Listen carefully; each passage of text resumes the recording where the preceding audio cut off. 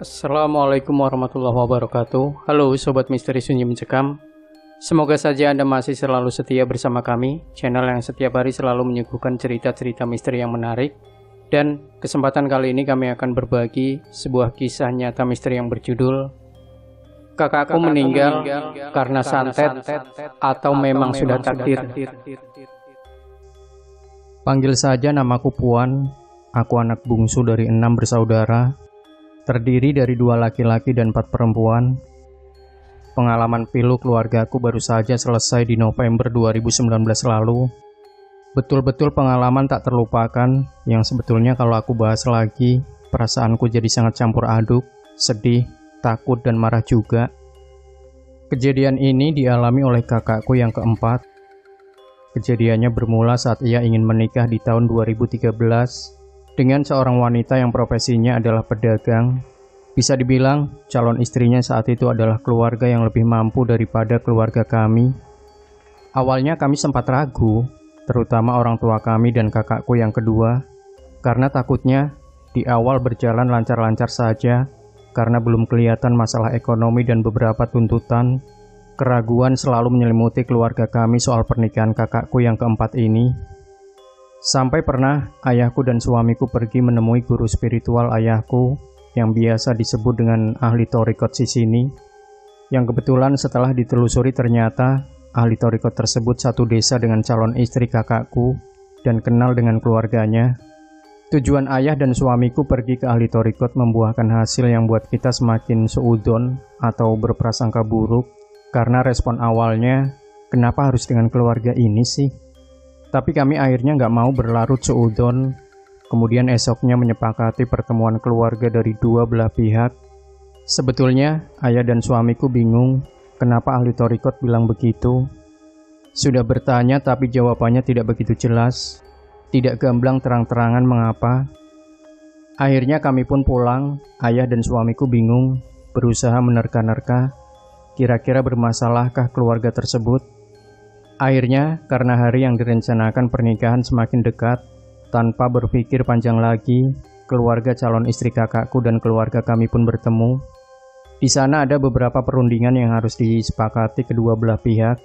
Jadi, setelah menentukan tanggal dan sudah sepakat mengenai jumlah mahar yang diinginkan pihak calon istri adalah 10 juta.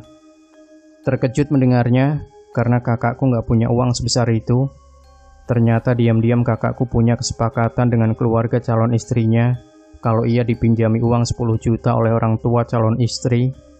Alasannya meminjamkan uang mahar karena agar tidak malu dengan besan-besan yang lain dan tetap menjaga nama baik kakakku, agar semuanya berjalan lancar dan tanpa rasa curiga sama sekali. Akhirnya rencana itu pun deal. Saat di hari H acara, semua berjalan normal. Kakakku jadi menikah di tahun 2013 dengan lancar seperti biasa. Berjalannya pernikahan ini, kakakku tetap harus mencari nafkah untuk istrinya, tetapi pekerjaannya jauh dan tidak bisa selalu pulang. Akhirnya kakakku tinggal di kos dekat tempat kerjanya.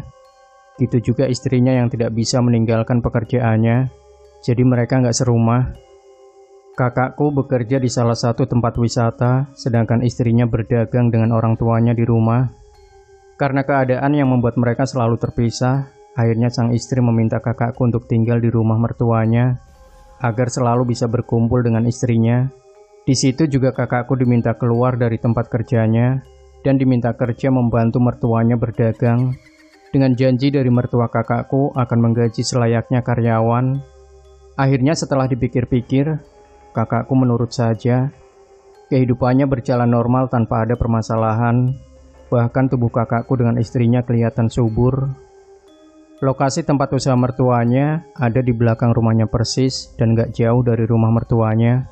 Lokasinya ada di pasar tradisional yang biasa orang-orang di desa situ juga belanja di sana.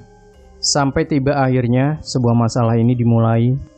Kakakku bekerja dengan anggota keluarga dari istrinya yang lain, termasuk dengan om dari istrinya, alias adik dari ibu mertuanya. Biasanya disebut dengan om. Memang dari awal om ini kayak nggak suka dengan kakakku, karena setiap manggil kakakku selalu dengan sebutan bukan nama. Kesannya kurang ajar banget. walaupun memang yang manggil itu umurnya jauh lebih tua, tapi tetap gak sopan. Lama-lama kakakku jengah dipanggil sebutan He, yang akhirnya meledaklah di suatu hari dan timbul pertengkaran. Setelah kejadian inilah kakakku dan istrinya memilih untuk mengontrak rumah yang gak jauh dari rumah mertuanya, masih di satu desa yang sama dan di gang yang sama. Pilihan ini diputuskan kakakku karena ia merasa disudutkan sebagai menantu. Siapa yang betah kalau selalu begini, lebih baik keluar saja. Tapi tetap kakakku bekerja dengan mertuanya. Hari-hari kakakku dan istrinya lewati dengan berdagang setiap hari. Kegiatannya selalu bangun jam 3 pagi untuk berangkat ke pasar. Berangkat bareng dengan bapak mertuanya dengan mobil bak. Sekitar jam 11 siang, biasanya dagangannya sudah mulai habis dan mereka pulang ke rumah. Setelah itu sholat duhur dan istirahat. Untuk nantinya menjelang asar jam 3 sore, mereka menyiapkan dagangannya lagi untuk keesokan harinya. Begitu selalu kegiatannya. Hari demi hari usaha mereka terlihat berjaya, syukurlah kalau begitu. Tetapi, 3 tahun sudah kakakku dan istrinya menikah, belum juga dikaruniai momongan. Singkat cerita, pada tahun-tahun penantian momongan, kakakku merasakan ada benjolan di kepala bagian bawah telinga kakakku. Awalnya ia merasakan sakit yang dipegang, tapi belum terlalu besar benjolannya. Daripada menunda, akhirnya kakakku pergi ke rumah sakit untuk periksa. Di rumah sakit, kakakku tidak didiagnosa penyakit apapun, semuanya normal-normal saja, tidak terlihat gejala apapun juga. Aneh rasanya, seperti tidak yakin kalau tidak ada apa-apa. Suatu saat kakakku dengan istrinya berkunjung ke rumah. Di sana kakakku barulah cerita kalau dia punya benjolan di bawah telinganya, tetapi sudah berobat dan periksa tidak didiagnosa apapun.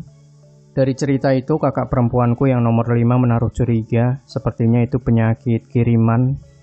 Biasanya seperti itu. Kalau kita punya sakit yang tak dapat didiagnosa dengan medis, bisa dibilang itu ada hubungannya dengan hal gaib. Penyakit kakakku ini dirasakannya pada tahun 2015, yang mana seharusnya dunia medis sudah canggih, tapi ini nggak terdeteksi apapun. Akhirnya kakak perempuanku yang kelima menyarankan untuk pergi ke paranormal atau orang pintar untuk pengobatan. Tetapi setelah dipikir-pikir oleh keluarga juga itu termasuk musyrik atau menyekutukan Tuhan. Jalan satu-satunya yang dipilih adalah pengobatan alternatif semacam pijat syaraf dan minum obat-obatan herbal. Tidak kunjung membaik, justru kakakku malah semakin parah penyakitnya. Ia semakin sering mengeluhkan rasa sakit, ujung-ujungnya tetap kita bawa ke rumah sakit. Dan kakakku mendapat rujukan ke rumah sakit umum di daerahku yang cukup besar. Setelah pemeriksaan di rumah sakit besar itu, kami sekeluarga kaget melihat hasil lab yang ternyata kakakku mengidap kanker stadium 3. Ya, benjolan itu ternyata kanker. Dokter menyarankan untuk kemoterapi semacam diradiasi beberapa puluh kali agar kankernya hilang. Kakakku sudah terlihat lemah dan gak mampu berbuat apa-apa lagi. Lama-kelamaan ia nggak bisa bantu istrinya berjualan, apalagi bekerja di tempat lain, dan akhirnya memutuskan meninggalkan kontrakan, lalu tinggal di rumah mertuanya lagi.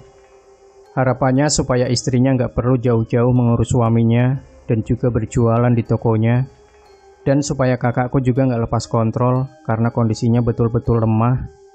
Hari-hari dijalani, sampai akhirnya suatu hari, adik ipar kakakku menginfokan kalau dia punya kenalan ahli ruqyah dan menyarankan kakakku untuk diruqyah saja.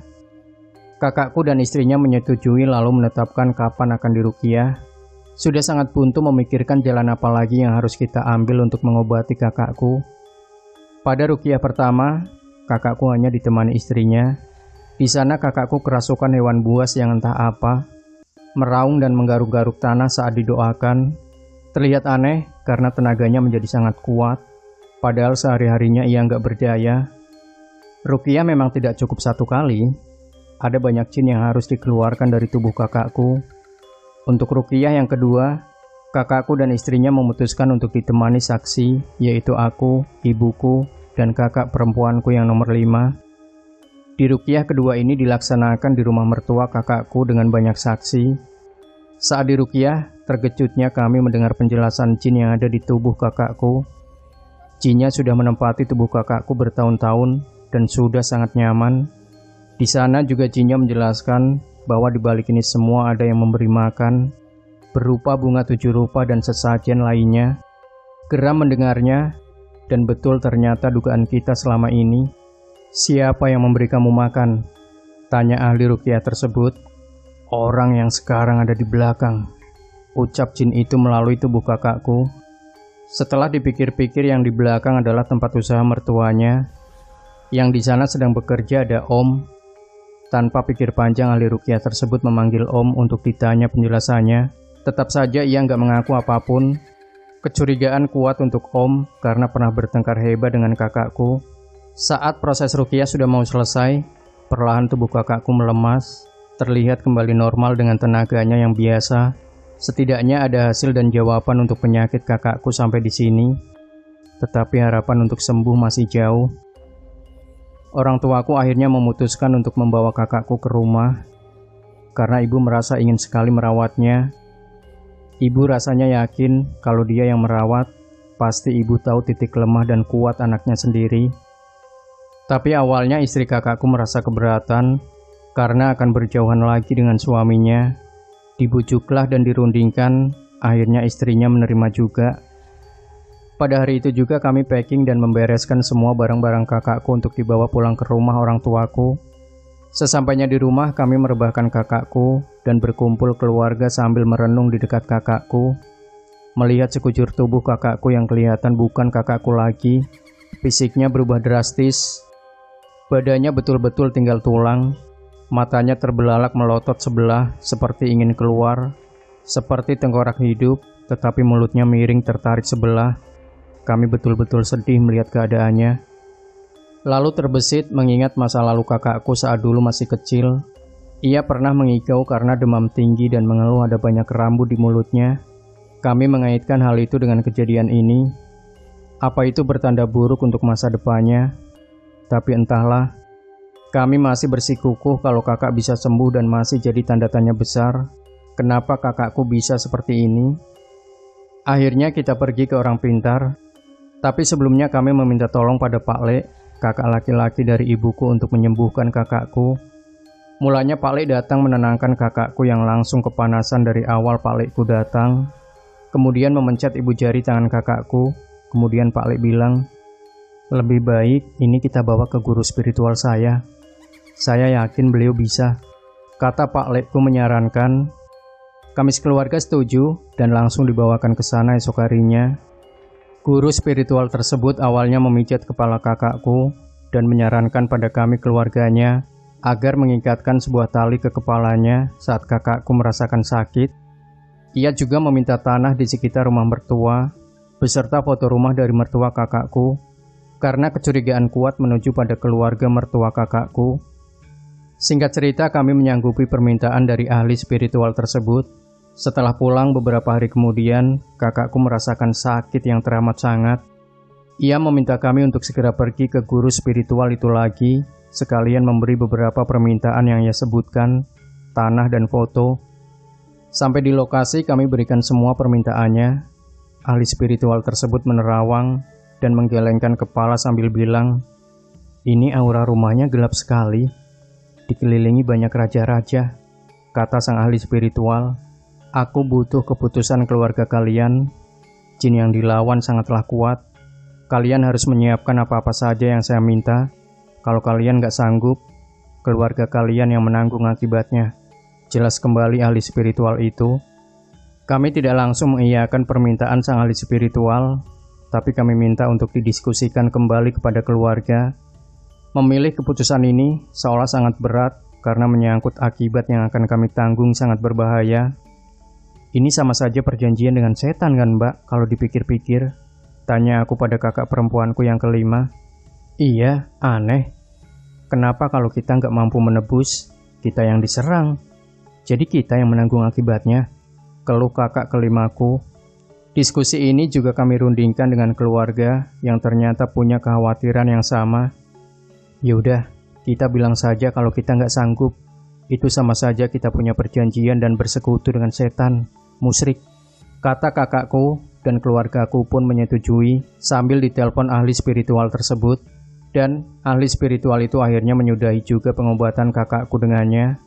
Saat selesai mengobati kakakku, kakak perempuan kelimaku bilang waktu ia mengambil tanah dari sekitar rumah mertua kakak keempatku, ia mengikuti langkah istrinya, yang akhirnya kakak kelimaku kaget melihat ada banyak bunga segar yang ditebar dan ada sesuatu tertutup kayu-kayu di sekitar bunga-bunga itu. Akhirnya kondisi kakakku cepat sekali melemah dan melemah. Tepat di bulan November tahun 2019, kakak keempatku kembali kepada Sang Pencipta. Disaksikan oleh kami sekeluarga dengan kondisi memprihatinkan. Ya, tubuh dan wajahnya seperti bukan diri kakakku lagi.